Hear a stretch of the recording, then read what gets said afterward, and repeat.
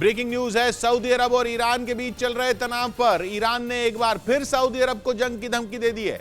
Iran की तरफ से कहा गया है कि सऊदी अरब उनके सब्र का इम्तिहान ले रहा है। चेतावनी दी गई है कि ईरान का सब्र खत्म हो रहा है। ईरान की तरफ से आई इस धमकी के बाद हालात और भी बिगड़ सकते हैं। सऊदी अरब का पहले से मानना है कि ईरान किसी बड़े हमले की तैयारी कर चुका है और सऊदी अरब इसके लिए अमेरिका को भी अलर्ट भेज चुका है। अलर्ट दिए जाने के बाद से ही अमेरिकी फौज भी हमले का जवाब देने के लिए पूरी तरह तैयार है। और इसीलिए माना जा रहा है कि ईरान की इस धमकी के बाद जंग कभी भी छिड़ सकती है। सऊदी अरब और इराक में अमेरिकी फौज की हर यूनिट को अलर्ट कर दिया गया है। इससे पहले अमेरिकी फौज के फाइटर जेट ईरान के काफी करीब पहुंच गए थे। अमेरिका को भी यह तय दिख रहा है कि ईरान किसी भी वक्त सऊदी अरब पर मिसाइलें गिरा सकता है। बाइडेन की तरफ से सऊदी अरब को सुरक्षा का भरोसा दिया जा चुका है, लेकिन ईरान की तरफ से आया ताजा बयान हैरान करने वाला है। ईरान ने यह दिखाने की कोशिश की कि वो अमेरिका की गीदड़ भपकियों से डरने वाला नहीं है। इस बार के बयान में ईरान ने सऊदी अरब को सीधी चेतावनी दी और ईरान के मामलों से दूर रहने को कह दिया। खासतौर पर ईरान का इशारा हिजाब विरोधी आंदोलनों की तरफ रहा, क्योंकि ईरान यह मान रहा है कि हिजाब विरोधी आंदोलनों को सऊदी अरब का समर्थन मिल रहा है, जिसके ठोस सबूत मिलने का दावा ईरान की एजेंसियां कर रही हैं। यहां तक कि अमेरिका के समर्थन वाले कुर्द लड़ाकों की भूमिका भी बताई जा रही है। इसी वजह से ईरान का पारा चढ़ा हुआ है। ईरान ने इससे पहले भी सऊदी अरब और अमेरिका को इस मामले से दूर रहने की नसीहत दी थी, लेकिन इस बार ईरान ने दोहराया कि सऊदी अरब उसके सब्र का इम्तिहान ले रहा है। ऐसा तब हुआ जब पहले से सऊदी अरब पर ईरान के हमले की आशंका जताई जा रही थी। यही वजह है कि ईरान की तरफ से आया बयान बेहद अहम माना जा रहा है। आशंका जताई जा रही है कि ईरान ने हमले का दिन, समय और टारगेट तय कर लिए हैं। उधर ईरान में हिजाब विरोधी आंदोलनों की आग बेकाबू होती दिखने लगी है।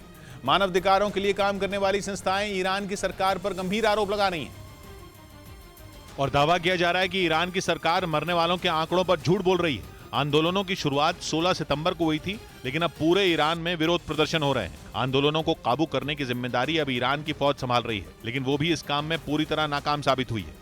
अब तक हिजाब विरोधी आंदोलनों में 328 लोगों की मौत की खबर है, जबकि 14,825 लोगों को गिरफ्तार किया जा चुका है।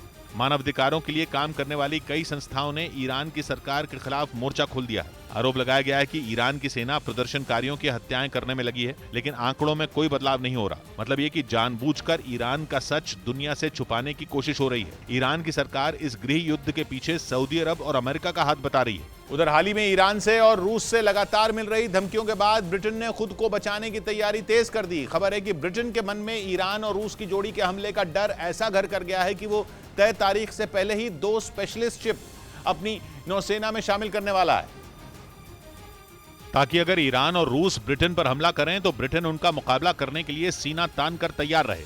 इसके लिए ब्रिटेन को जल्द 2 MROS यानी multi role ocean surveillance ship मिलने वाले हैं, जिनमें पहला जहाज 2 महीने बाद उसे मिल भी जाएगा। ये ऐसे जहाज होंगे जो समंदर के अंदर मौजूद ब्रिटेन की तेल और गैस पाइपलाइनों और केबलों की रक्षा करेंगे। समंदर के अंदर केबलों का जाल बिछा है, जिससे पूरी दुनिया जुड़ी हुई है। कॉल करनी हो, ईमेल भेजना हो, कोई वीडियो डाउनलोड या अपलोड करना हो, सब काम इन केबलों की बदौलत होता है। ऐसे में दुश्मन को आसमान से बम गिराने की जरूरत ही नहीं। अगर समंदर के अंदर बिछी केबल ही उसके हाथ लग जाएं तो किसी भी देश का भट्टा बैठ सकता है। इसलिए ब्रिटेन उन केबलों की सुरक्षा के लिए जहाज काम पर लगाने जा रहा है। लेकिन उसकी तैयारी यही नहीं रुकने वाली, बल्कि वो तेजी से एक एडवांस्ड एंटी सबमरीन वॉरशिप बनाने में भी लगा है, ताकि पानी में रूस और ईरान के जंगी जहाजों की जल समाधि करा सके।